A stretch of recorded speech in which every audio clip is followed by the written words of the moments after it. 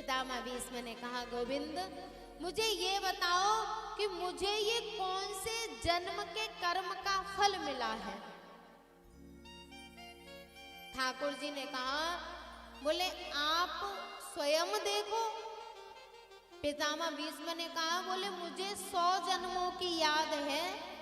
100 जन्मों से मैं एक धर्मात्मा राजा हुआ हूं, मैंने कोई पाप नहीं किया, फिर मुझे ये किस पाप का फल मिला है कि मैं बाणों की सेज पे सो रहा हूं, पल पल मर रहा हूं। ठाकुर जी ने कहा, बोले एक जन्म आगे और देखो। बोले अब मेरी सामर्थ्य नहीं है। ठाकुर जी ने कहा, सामर्थ्य तो मैं दूंगा।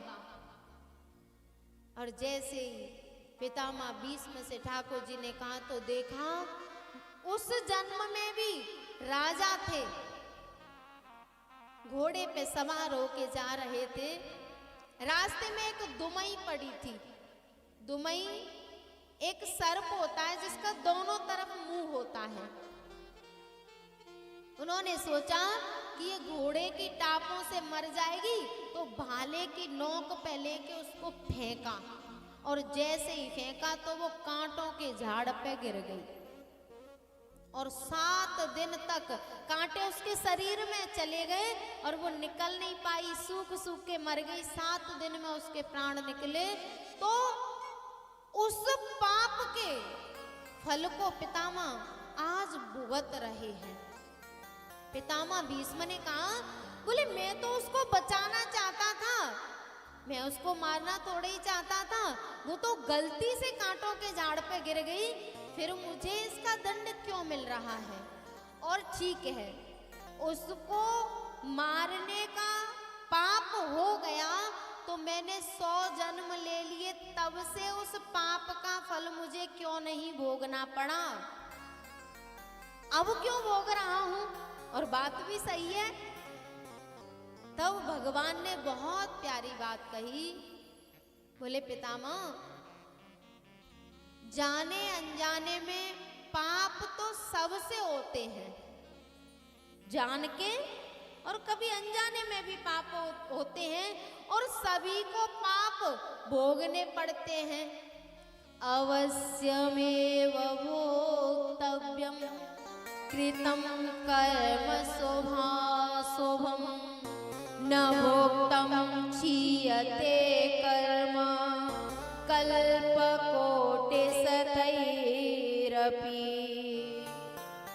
पितामह, कर्म चाहे शुभ हो चाहे अशुभ, उसको जीव को भोगना ही पड़ता है। न भुक्तम क्षीयते कर्म, बिना भोगे कर्म कटने वाला नहीं है।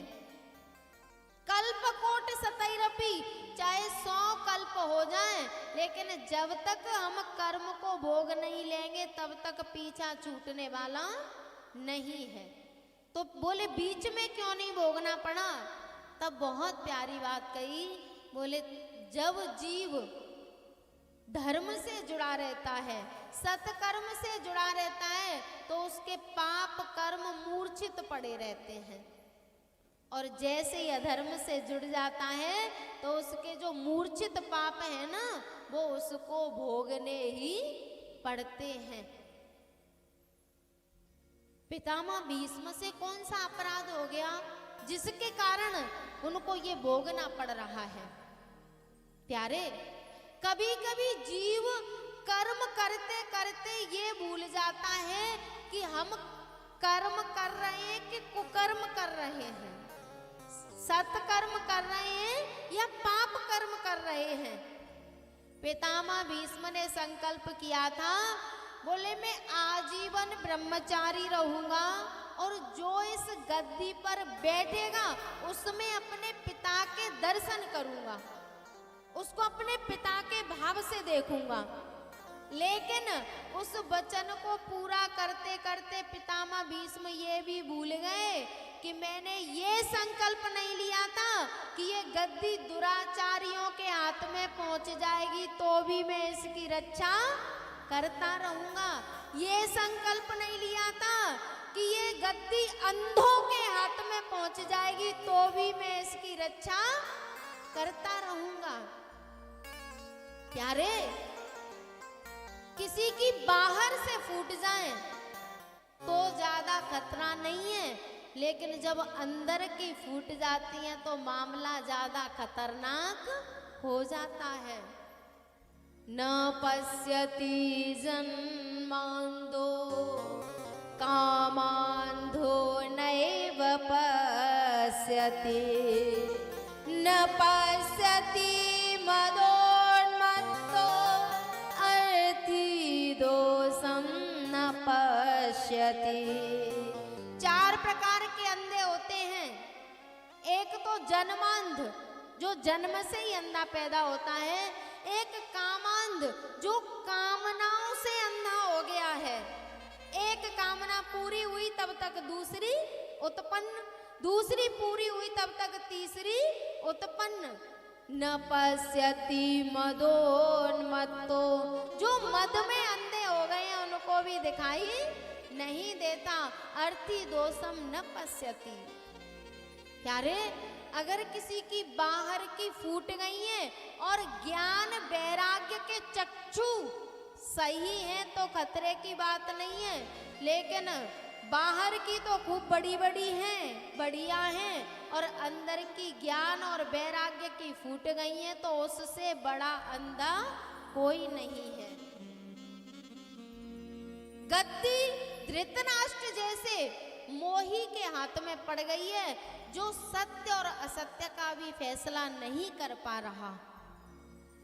दुर्योधन जैसे दुष्ट के हाथ में पहुंच गई है, जो स्वार्थ के अलावा जिसको कुछ दिखाई नहीं देता, और फिर भी पितामह भीष्म उस गद्दी की रक्षा में लगे हुए हैं। वो भूल गए कि मैंने संकल्प क्या किया था, इसलिए आज पितामह भीष्म को बाणों की सेज पर सोना पड़ रहा है।